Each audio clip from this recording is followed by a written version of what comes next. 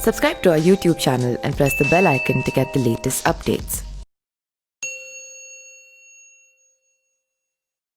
नमस्कार, मैं पिंटू सिंह यादव आप सभी का स्वागत करते हैं न्यूज़ लाइव में। बात करेंगे हम बिहार चुनाव को लेकर। अगर हम बात करें तो सितंबर, अक्टूबर, नवंबर के दौरान जो है बिहार में विधानसभा का चुनाव होने वाला है। इसको लेकर जो सियासत है वो काफ़ी ज़्यादा तेज हो गई है, लेकिन कोरोना के चलते कई सारी सियासत ऐसी पार्टियां हैं जो कि ये चाह रही है कि अभी चुनाव ना हो, लेकिन कई ऐसी और भी पार्टियां हैं जो कि चाह रही है कि चुनाव जो है वो समय पर हो।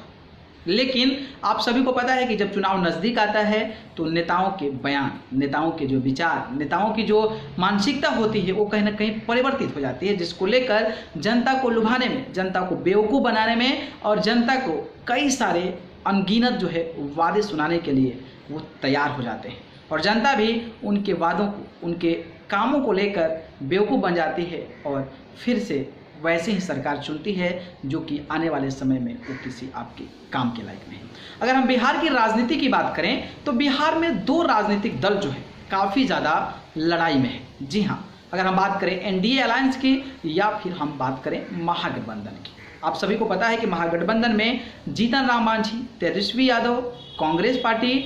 और मुकेश सहनी के अलावा आरएलएसपी के जो प्रमुख हैं उपेंद्र कुशवाहा है। यानी कि महागठबंधन में अगर हम बात करें तो कांग्रेस पार्टी है, आरजेडी है, आरएलएसपी है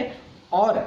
वीआईपी पार्टी है। इसके बाद अगर बात करें जीतन राम मांझी की पार्टी हम हैं, तो इन 5 दलों का जो है कॉम्बिनेशन है और 5 दल जब हैं तो कहीं ना कहीं अपने बीच में सियासत को लेकर, सीट को लेकर, विचारों को लेकर, हर चीज़ को लेकर कहीं ना कहीं लड़ाई आपस में होती रहती है। लेकिन अगर हम बात करें दूसरे साइड यानी कि एनडीए अलायंस की, तो एनडीए अलायंस में 3 पार्टियां हैं, जिसमें कि भारतीय जनता पार्टी यानी कि बीजेपी है, जनता दल यूनाइटेड जो कि नीतीश कुमार की पार्टी है जेडीयू है, और अगर हम बात करें चिराग पासवान जो एलजेपी के प्रमुख हैं उनकी जो पार्टी है वो एलजेपी है।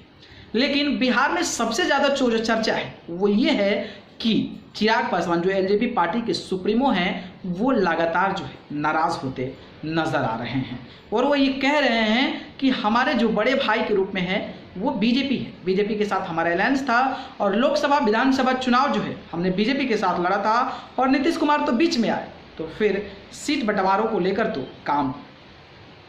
हमारा ही बिगड़ेगा, जिसको लेकर लगातार जो है अपने ही पार्टी यानी कि अपने ही अलायंस के अंदर नीतीश कुमार पर चिराग पासवान लगातार जो है हावी होते नजर आ रहे हैं। कई लोग ये कह रहे हैं कि चिराग पासवान जो है प्रेशर पॉलिटिक्स खेल रहे हैं, तो कई लोग ये भी कह रहे हैं कि चिराग पासवान अपनी सियासत को चमकाने के लिए और बीजेपी और जनता दल यूनाइटेड को दबाकर प्रेशर पॉलिटिक्स खेलकर ज़्यादा सीटों पर वो चाहते हैं अपने कैंडिडेट को चुनाव लड़ाना। लेकिन मामला क्या है, क्या नहीं है, इसके बारे में मैं आज पूरी जानकारी देने वाला हूं। आप सभी को पता है कि कोरोना लॉकडाउन के दौरान जिस तरीके से बिहार के मजदूर जो बाहर रहते थे वो बिहार जाने के लिए इच्छुक थे, लेकिन सरकार के द्वारा सही समय पर ऐसा निर्णय नहीं लिया गया, जिसके चलते बहुत सारे गरीब मजदूर रेहड़ी पे जो काम करते थे, जो खाते थे, पीते थे, जो अपने ज़िंदगी व्यतीत करते थे, प्रत्येक दिन काम कर कर उनको बहुत सारी समस्याओं का सामना करना पड़ा था, जिसको लेकर चिराग पासवान ने काफ़ी ज़्यादा दुखी महसूस किया था और उन्होंने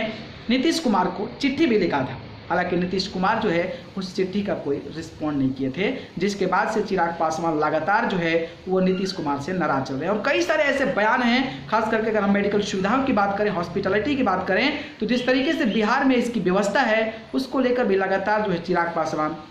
नीतीश कुमार पर हावी होते नजर आ रहे हैं और ये जो है हर मुद्दों को लेकर नजर आ रहे हैं। ऐसा नहीं कि पार्टी जो है कहीं ना कहीं अपने सीट्स को लेकर, क्योंकि मुद्दे जो रियलिटी है उसको एलजेपी प्रमुख यानी कि चिराग पासवान लेकर नीतीश कुमार से हमेशा नाराज चल रहे हैं। अगर हम बात करें जिस तरीके से गोपालगंज में एक ब्रिज टूट गया था बाढ़ के दौरान, जिस तरीके से पानी बेकाबू हो गया, उसके बाद से पुल टूट गया था और नीतीश कुमार की सरकार है और नीतीश कुमार पर उन्होंने ट्वीट करते हुए कहा कि अगर ऐसा मामला हमारे बिहार में सामने आता है, इसका मतलब ये है कि बिहार में अभी भी जीरो टॉलरेंस की जो बात करते हैं नीतीश कुमार, जो जेडीयू बात करती है वो नहीं है, क्योंकि इतने ज़्यादा पैसा लगाने के बावजूद भी अगर पुल टूट जाता है, जो जीरो टॉलरेंस पॉलिसी को हम कैसे अपनाएं, तो कहीं ना कहीं ये स्पष्ट तौर पर नीतीश कुमार पर निशाना था और नीतीश के सरकार पर निशाना था। लेकिन एक बात होती है कि जब अलायंस है, अलायंस के साथ, महागठबंधन के साथ जब चुनाव लड़कर सरकार बनी है, तो अपने ही पार्टी के एक दिग्गज नेता को इस प्रकार का बयान देना कहीं ना कहीं ये सांकेतिक तौर पर ये बताता है कि आने वाले समय में आपके साथ भी अच्छा नहीं हो सकता है और आपके साथ जो भी हमारा एक्सपेक्टेशन है, जो भी हमारी इच्छा है, जितने भी सीट हम लेना चाहते हैं, शायद इन तरीकों से उन पर प्रेशर पॉलिटिक्स बनाया जाए। हाल ही में चिराग पासवान ने जिस तरीके से चिराग पासवान और उनके जो पिता यानी कि रामविलास पासवान को एक नेता द्वारा दारू पीकर गाड़ी दे दिया गया था, जिसके बाद से उस नेता को गिरफ्तार कर लिया गया था। लेकिन सवाल ये है कि बिहार में उस नेता ने दारू कैसे पिया, क्योंकि बिहार में शराब बंद है और उस नेता के पास अगर शराब आता है, इसका मतलब ये हुआ कि बिहार में जो है शराब बिक रहा है। शराब चाहे माफिया बिक रहे हों या फिर सरकार के कनेक्शन से बिक रहा है। इसको लेकर भी चिराग पासवान ने सीएम नीतीश कुमार पर निशाना साधा है और उन्होंने कहा है कि अगर बिहार में शराब बंद है तो आखिरकार शराब कहां से आ रहा है। तो कहने का मतलब यह है कि चिराग पासवान खुद का अलायंस है, एनडीए अलायंस में, जो कि एलजेपी, बीजेपी और जेडीयू आती है, और उसी अलायंस के नेता, उसी के पार्टी के मुख्यमंत्री को अगर इस प्रकार के बयान दे, इस प्रकार को घेरे, तो कहीं ना कहीं ये राजनीति में अगर देखा जाए तो एक बहुत बड़ा मामला हो सकता है और इसका फायदा जो है विपक्ष कई तरीके से उड़ा सकती है, बता सकती है और लोगों के बीच जाकर ये कह सकती है कि देखिए उनके साथ अलायंस के ही नेता ऐसे हैं जो कि उन पर आरोप लगा रहे हैं। तो आप खुद सोचिए कि आने वाली जो सरकार है, यानी कि जो सरकार अभी काम कर रही है, वो किस स्थिति में है और आपके बारे में क्या सोचती है। क्या आपको लगता है कि चिराग पासवान के इस तरीके की राजनीति से नीतीश कुमार डरने वाले हैं या फिर यह सब कर कर चिराग पासवान को काफ़ी ज़्यादा फायदा होने वाला है और शायद सीट में बढ़ोतरी हो जाए? आपकी क्या विचार है कमेंट बॉक्स में जरूर बताएं। अगर वीडियो पसंद आए तो उसको लाइक, कमेंट, शेयर करें और चैनल को पसंद करते हैं तो सब्सक्राइब कर जरूर जुड़ें। आप सभी को बहुत बहुत धन्यवाद। नमस्कार। Subscribe to our YouTube channel and press the bell icon to get the latest updates.